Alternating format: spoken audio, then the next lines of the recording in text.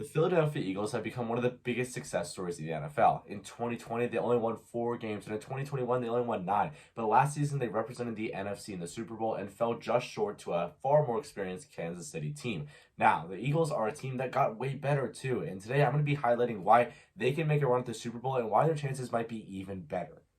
Now, I think it's no secret at this point that the Eagles are Super Bowl contenders. I mean, they're going to be in the NFC conference that is wide open for them to take. So I see no reason why they won't go back to back when it comes to NFC titles. But it's going to be a matter of can they defeat a loaded AFC, and they're going to have to play someone from the AFC in the Super Bowl. And while they will probably experience some competition in the NFC, like maybe the 49ers or the Cowboys, I think that they do have the best chance of any team when you look at their roster, when you look at their schedule, when you look at how they're going to be moving forward. They do have the best chance of any team in this conference to go to the Super Bowl or be the best record overall. And like I said earlier, they were the best team in the conference last season, winning 14 games. And really, if you look at their roster, I don't see a reason why they can't be a better team than last season. I mean, they brought back key elements of their team, like Jason Kelce, Brandon Graham, Boston Scott, and they were able to add some major guys like Rashad Penny, DeAndre Swift, who we'll get to later, and they were able to retain their QB. So between this season and last season, they didn't lose a ton other than CJ Gardner-Johnson maybe, and they were able to really keep that roster together that made that Super Bowl run.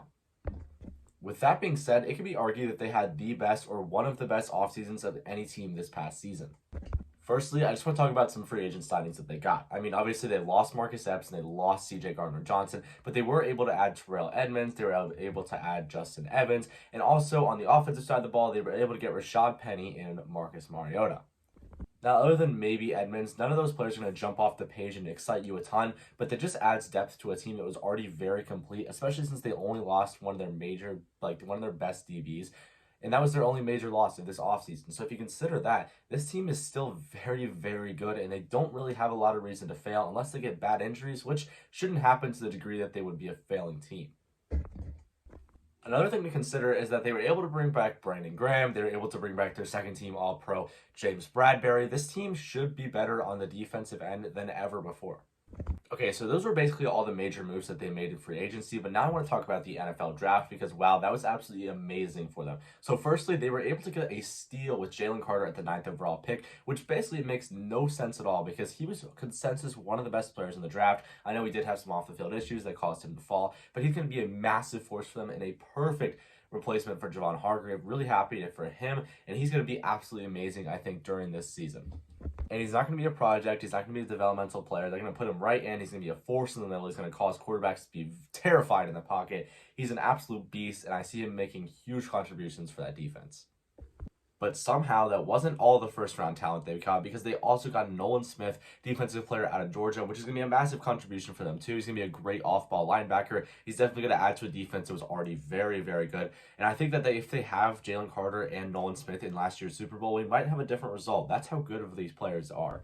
And the last thing I really wanted to highlight about last season, though, is that Jalen Hurts made the biggest leap of any QB between 2021 and 2022. I mean, his stats improved basically in every single statistic. He had a miserable performance 2 seasons before that against the Bucs in the playoffs, but the next year he came back rolling, defeated every team that stood in their way to make it to the Super Bowl. The Eagles are legit, and Jalen Hurts is a legit quarterback. He became a top 5 passer and rusher. He definitely made the biggest stride of probably any NFL player, not just quarterback, probably any NFL player, and made the Eagles a relevant team. He was throwing darts all season. He was efficient. He didn't turn the ball over much. He was a great passer, great player, obviously, and the Eagles are a legit team. Jalen Hurts is a legit quarterback.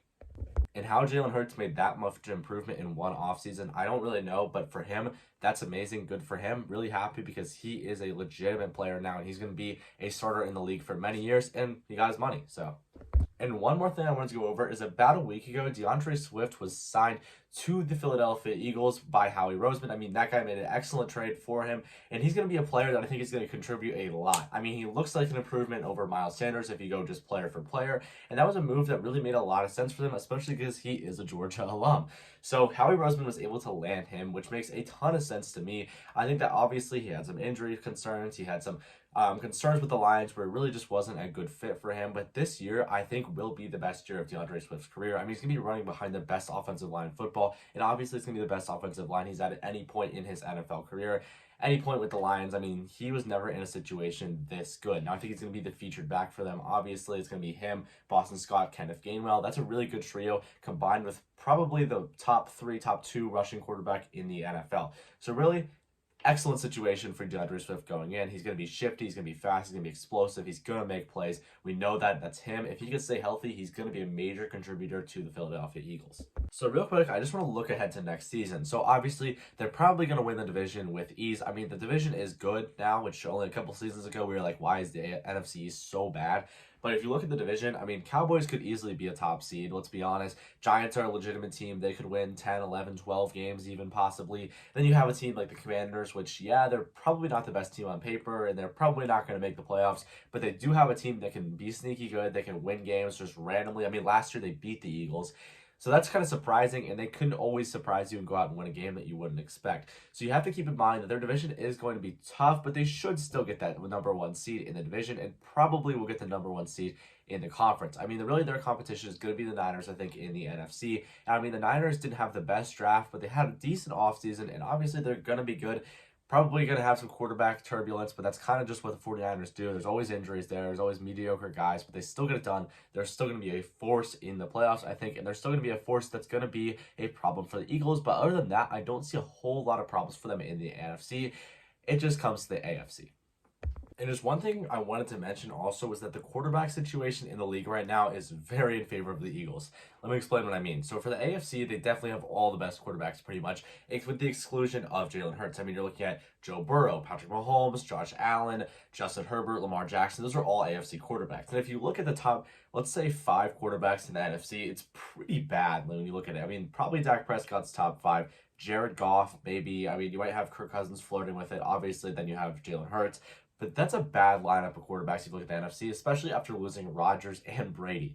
So really, that's in favor of them. I mean, you're going to have a guy like Patrick Mahomes or Joe Burrow where he'll just torch you, 400 yards, 3 touchdowns, and he's taken over the game. It is over for your defense. But if you look at the NFC, there's not really a lot of guys that can do that. I mean, when you have Geno Smith as a top quarterback, no disrespect to Geno Smith, but he's not a player that's going to do that to you like Joe Burrow or Mahomes or Josh Allen, where they will just torch you in every aspect of passing. That's a major thing for them because they're really not going to have to compete with that in the playoffs until they get to the Super Bowl, and they really have a good defense to handle that. So overall, I definitely like the Eagles, but this is a major thing that they're going to have going for them. So I'm not officially moving my Super Bowl pick to the Philadelphia Eagles. There'll be a video dropping on that later where I'll break that down way more in depth. But right now, I want you guys to comment, do you think the Eagles can win the Super Bowl? Obviously, they should be the best seed in the NFC, but can they be a Super Bowl winning team? Now, just let me know in the comments, guys. I'm going to be dropping more information about this on my Instagram, so go check that out if you haven't already. It's at CRK Football. Go give me a follow. Let's try to hit 3,000 followers. Thank you guys so much for watching. I'll see you guys in the next video.